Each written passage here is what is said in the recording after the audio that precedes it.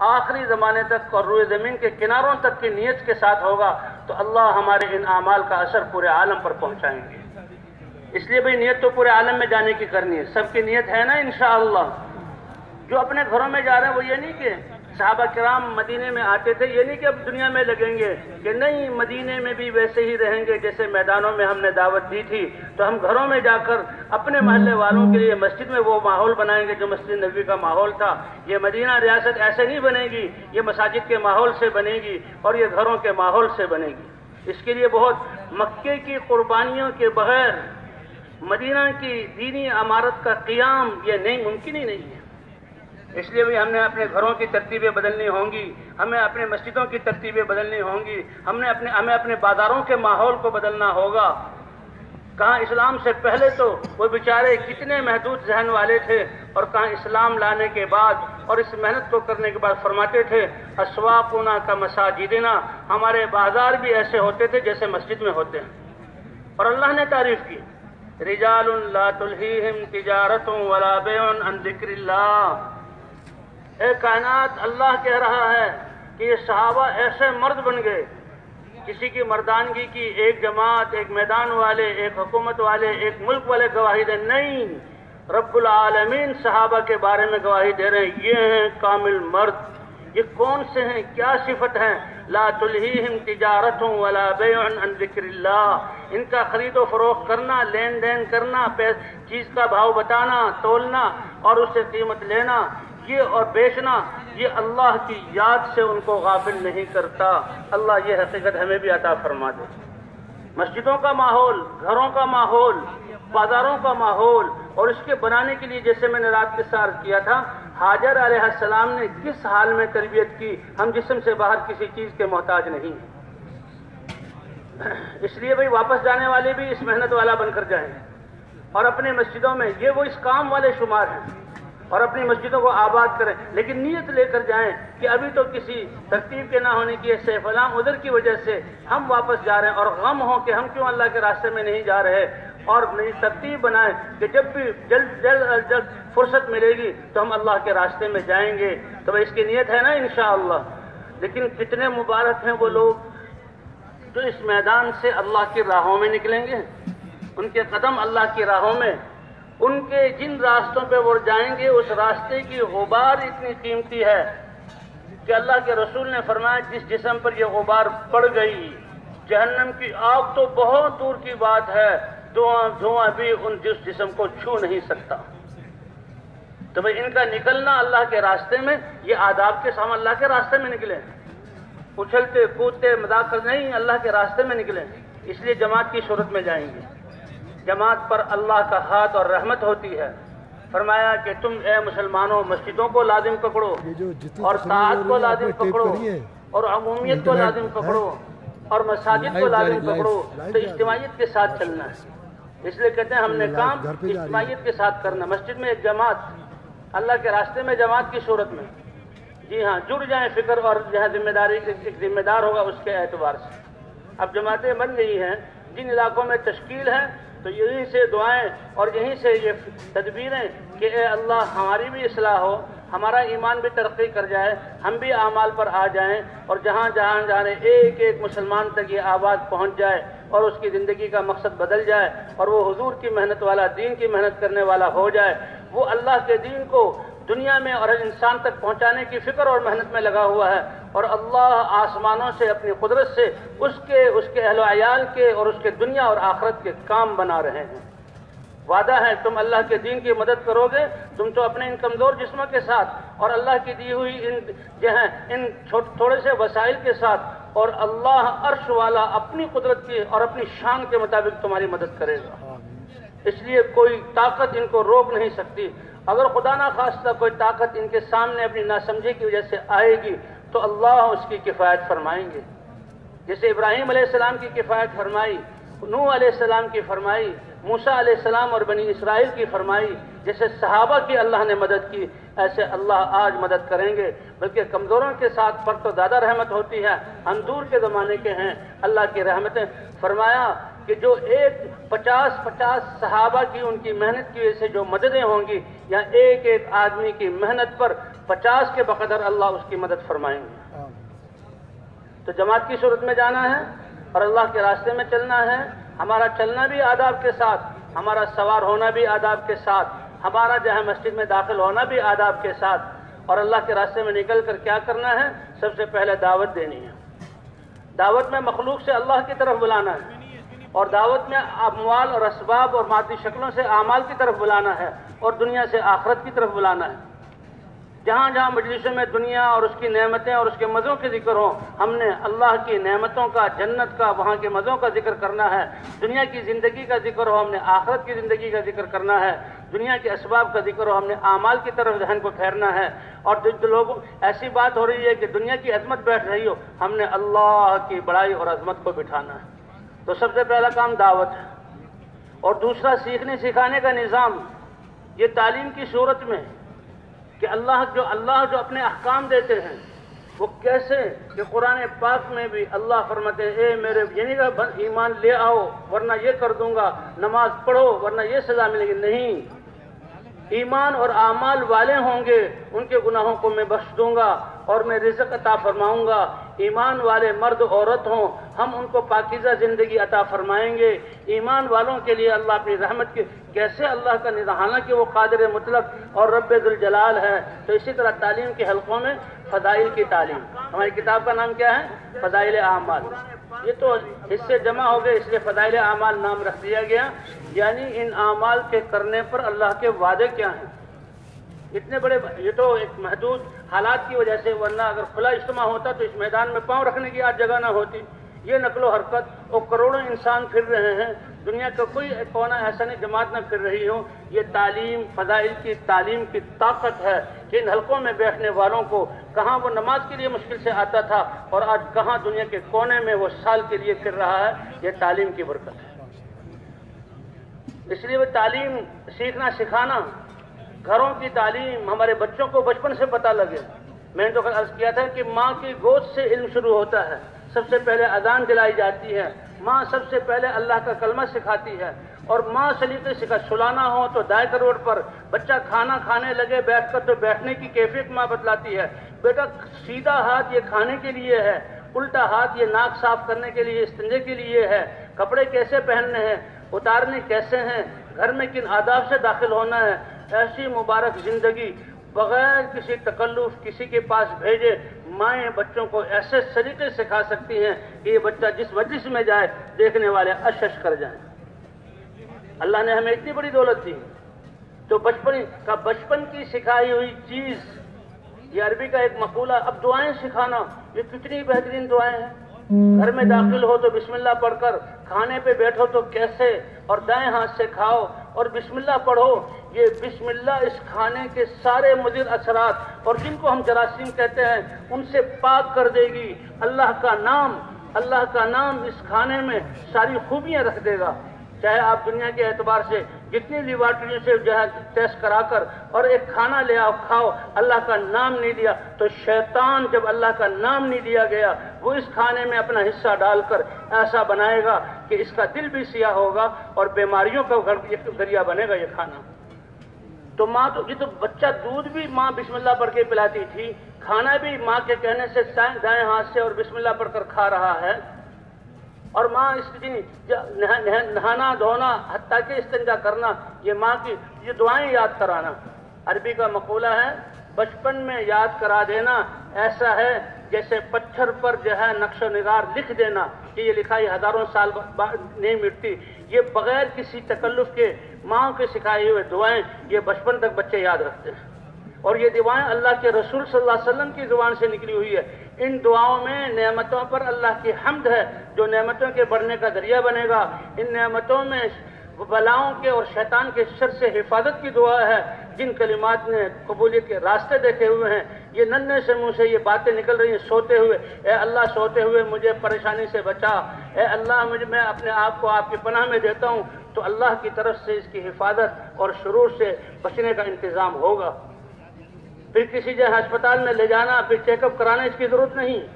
اس لیے بھائی بچوں کی تربیت ماحول کا بنانا۔ تو بہرحال اجتماعیت کے ساتھ چلنا ہے، ساری دنیا کے انسانوں کی نیت جماعت کے ساتھ چلنا ہے، دو دو ساتھی ہو جائیں، ایک پرانا اور ایک نیا۔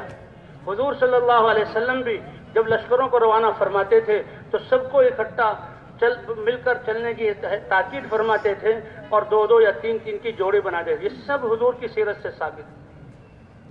بس سوار ہونا ہو تو آداب کے ساتھ، اور راستے میں ایک دعوت دینا ہے، دوسرا تعلیم و تعلم یہ سیکھنا سکھانا ہے، اور تیسرا ذکر و عبادت نمازوں کو بنانا ہے۔ ایمان کے بعد عبادت میں سب سے بڑی عبادت نماز کی ہے۔ جس نے اپنی نماز ٹھیک کر لی اللہ اس کی زندگی کے سارے اعمال ٹھیک کر دیں گے۔ یہ نماز ایسا عمل ہے کہ اس میں حج کر رہے ہیں، کسی سے طواف کرتے ہیں بات بھی کر سکتے ہیں، حج کر رہے ہیں کوئی کتاب مسائل کی پڑھ رہے ہیں، طواف کر رہے ہیں، سب اعمال سب چیزوں کے ساتھ مشغول ہوتے ہوئے ہو سکتے ہیں، لیکن نماز ایک ایسا عمل ہے اور اللہ کو اتنا پسند ہے کہ یہ تو بندہ ہو، میرا بندہ ہو اور میں ہوں، اور اس کے خیال میں بھی تیسری کوئی چیز نہ آئے، اللہ ہمیں صفت احسان تک پہنچا دے۔ اذانیں ہوئی، سب کچھ چھوڑ دیا، باوضو ہو کر مسجد میں آ گئے، اور کھڑے جب ہوئے تو اللہ اکبر کہہ کر ہاتھوں کو اوپر اٹھایا، دنیا کو پیچھے ڈال دیا، اور اب تو براہ راست دل کا تعلق اللہ سے ایسی عبادت کرو کہ جیسے تم خود اللہ کو دیکھ کر اس کی شان کے مطابق عبادت کر رہے ہو۔ اصل مطلوب یہ ہے، ایسی نمازیں بنانی ہیں۔ اگر یہ بھی نہ ہو سکے تو اس سے تو بات نہ رہے کہ تمہارے دل میں یہ خیال ہو میرے قیام رکوع سجدے نماز میں اللہ مجھے دیکھ رہے ہیں، تو ایسی نمازوں کی بنانے کی کوشش کرنی ہے۔ یہ ہے صفت احسان۔ اور سب اعضاء کو اللہ 5 منٹ میں ہماری 2 رکعت پوری ہو جاتی ہیں۔ یہ 5 منٹ میں یہ بھی بہت آہستہ کی نماز ہے، ورنہ لوگ تو ماشاءاللہ 1 منٹ اور 2 منٹ میں بھی وہ گئی اور یہ گئی۔ تو بھی 5 منٹ میں انسان اپنے اعضاء کو، دل دماغ کو اللہ کے احکام کا پابند کرتا ہے۔ یہ ایسی صفائی ہوتی ہے کہ اب یہ ہاتھ اور یہ زبان اور یہ کان اللہ کی نافرمانی میں اور کسی کو دکھ پہنچانے میں استعمال نہیں ہوں گے۔ اگر ہم اپنے شعبوں کو ٹھیک کرنا چاہتے ہیں، ساری خرابیاں نکالنا چاہتے ہیں، اپنی اولادوں کی تربیت کرنا چاہتے ہیں، خود بھی نماز پر آنا ہوگا، نمازوں کو بنانا ہوگا، 100% اپنے مسلمان بھائیوں کو نمازوں پر لانا ہوگا، گھروں میں نمازوں کے نقشے قائم کرنے ہوں گے اور بچوں کو نمازوں پر لانا ہوگا۔ اور اللہ کا ذکر سبحان اللہ یہ زبان کا ذکر ہے، یاد دل میں ہوتی ہے۔ اللہ کے ذکر سے کیا مقصود ہے کہ زبان کے ذریعے سبحان اللہ الحمدللہ کہہ کر اور دعوت کے ذریعے اللہ کا دھیان باندھ کر 24 گھنٹے کسی وقت بھی دل اللہ کی یاد سے غافل نہ ہو۔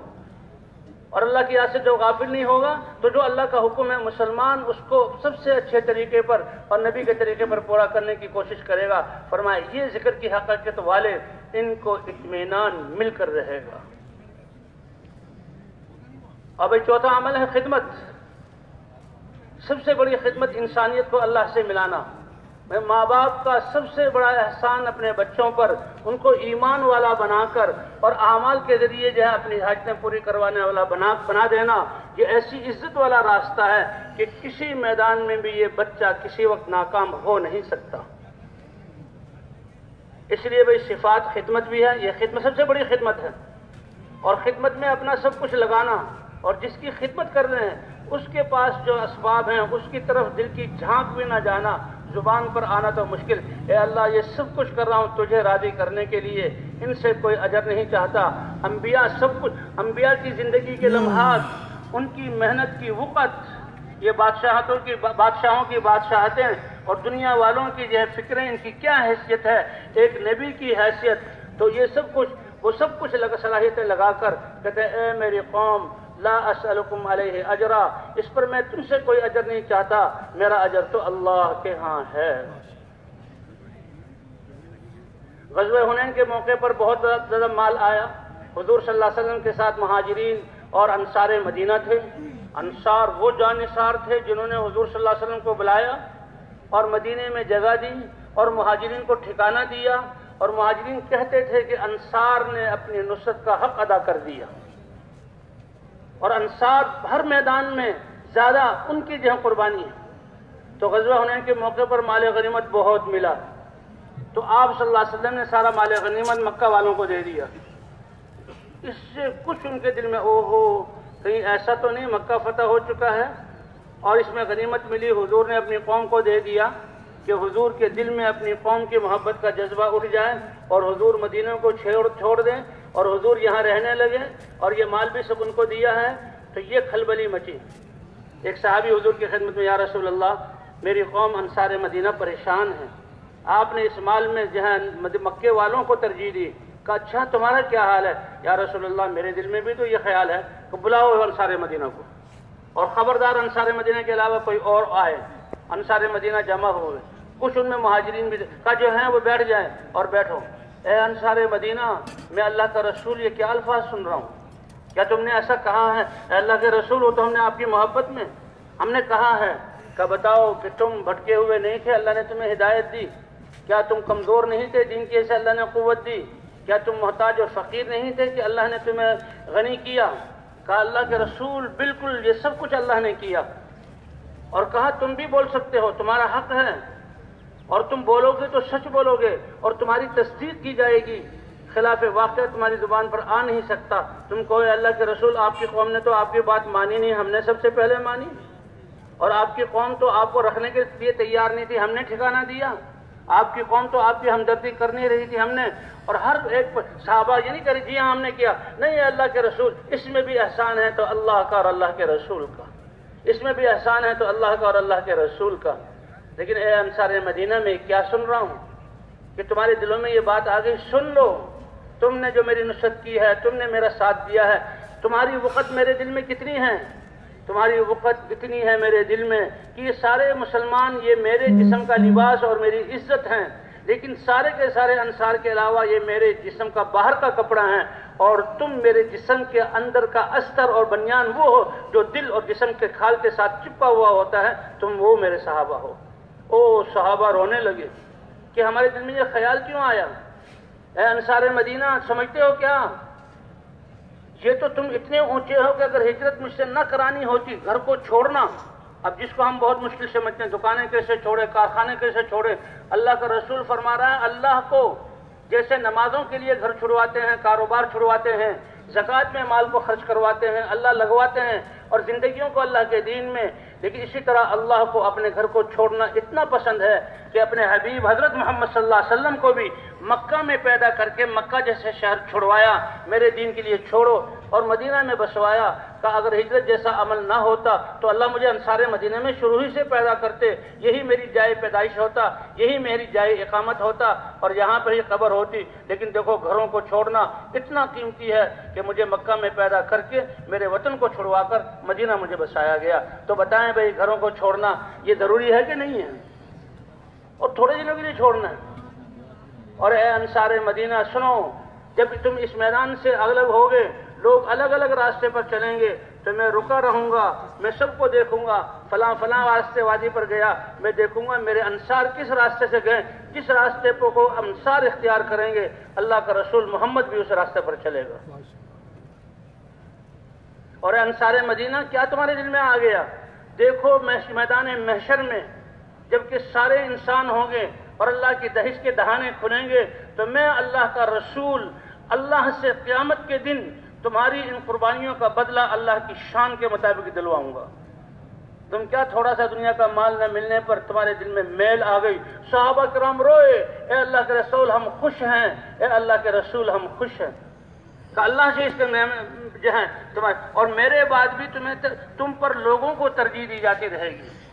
تو بھئی یہ شکایت آنا کہ فلاں کا اکرام ہو گیا، فلاں کو یہ دے دیا، فرمائے یہ تو ابھی یہ ان کو دل کو پکا کرنے کے لیے ابھی نئے نئے اسلام میں داخل ہوئے یا ابھی اسلام کے قریب ہیں، دنیا کی محبت ہے یہ دے دی تاکہ اسلام میں پکے ہو جائیں، اور تم تو وہ لوگ ہو کہ جس کے دلوں میں ایمان گڑا ہوا ہے۔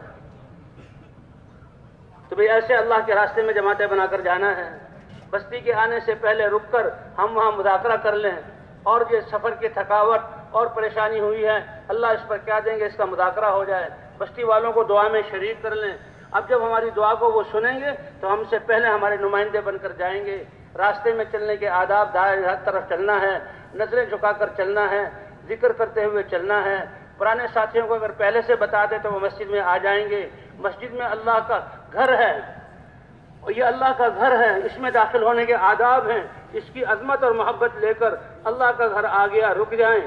اور جوتیوں کو آداب سے نکالیں، پاؤں کا جوتا نکال کر، جو ہاتھ پاؤں نکال کر جوتے سے جوتے پر رکھیں، اور دائیں پاؤں نکال کر مسجد میں، اور بسم اللہ والصلاۃ والسلام علی رسول اللہ اللہم افتح لی ابواب رحمتک، یہ ہیں آداب داخل ہونے کے۔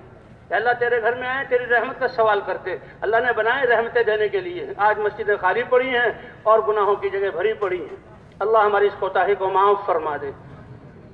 تو مسجد میں داخل ہونا ہے، سب سے پہلے مسجد کی صفائی کر دیں، اپنا سامان کو ایک کونے میں مرتب کر کے رکھ دیں۔ یہ مہذب لوگ ہیں، یہ سلیقے والے لوگ ہیں، یہ چوکنے لوگ ہیں۔ اگر کوئی حجرہ جماعتوں کے لیے بنا ہو تو سامان وہاں رکھیں، اور اگر نہیں وہ امام اور خطیب کا ہے تو ہم نے مسجد کی کسی چیز میں دخل نہیں دینا، اور ضرورت سے زائد مسجد کی چیزوں کو استعمال نہیں کرنا، امامت اور اذان دینے میں آگے نہیں بڑھنا، یہ مسجد والوں کا کام ہے۔ ہم نے جو صفائی کر کے استنجا کریں، وضو کریں، اور سب سے پہلے 2 رکعت نماز نفل پڑھیں۔ جس بات کو ہم لوگوں سے منوانا چاہتے ہیں، پہلے اللہ کا دروازہ کھٹکھٹائیں، اللہ کے ہاں درخواست کر دیں، اب ہم دنیا میں حرکت کریں، اللہ کی طرف سے قبولیت آئے گی، پھر دیکھیں ہمارا اور لوگوں کا ایمان کتنا ترقی کرے گا۔ دعا کر کے مشورے کے لیے بیٹھ جائیں، اور مشورے کے لیے